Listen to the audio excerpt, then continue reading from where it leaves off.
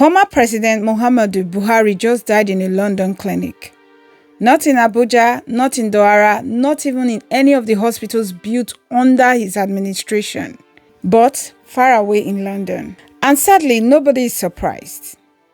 Condolences to his family. But we have to talk about this because his death abroad says more than words ever could. This is the same president that spent over 230 days abroad for medical treatments while he was in office.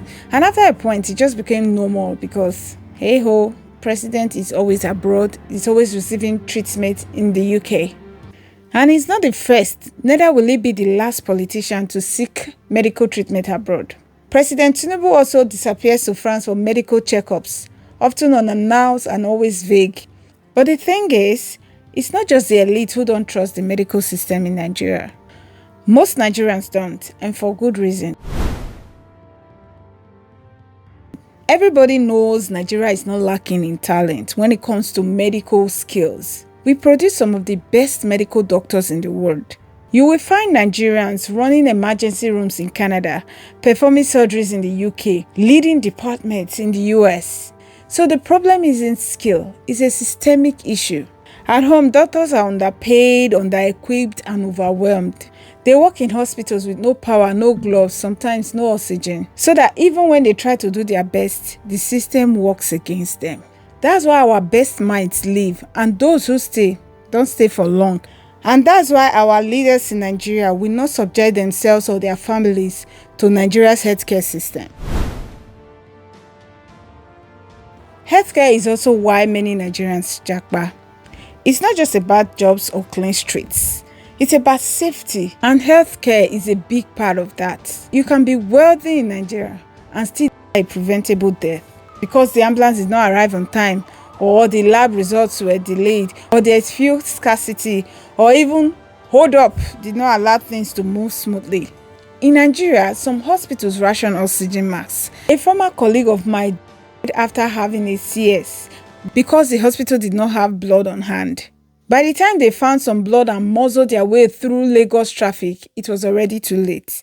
She didn't make it.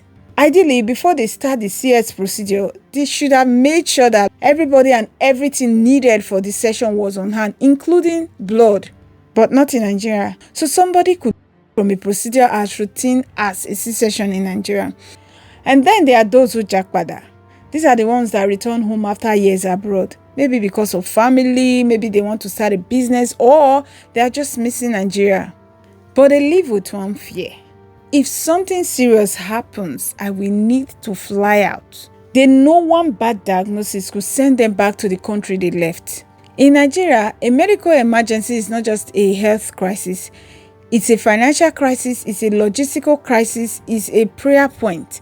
Many people just call it Nigeria happening to you. And most Nigerians, the average hardworking ones without a second passport, they can't buy a last-minute flight to London or to France for medical emergencies. Even getting a visa is another kettle of fish entirely. They have no plan B, unlike the elites, unlike the politicians that have plan B, C, D, E. It's easy to point fingers at the leaders. Yes, they failed us. Yes, they should have done better. Yes, they still run abroad at the slightest needs for medical checkups while cutting healthcare budgets.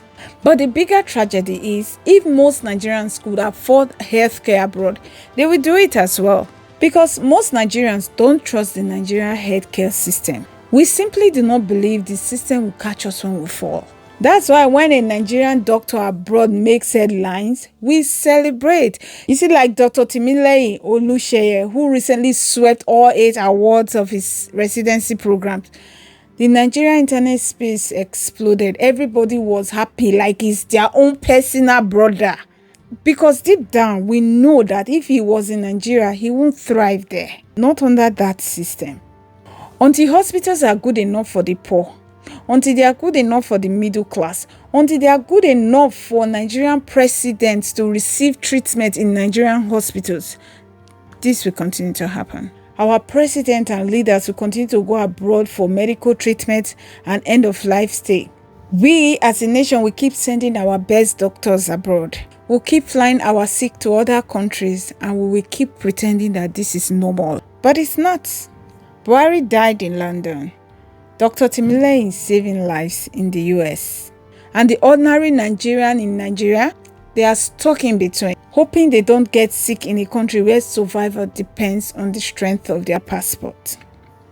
Thank you for watching. I'll see you on the next one. Bye.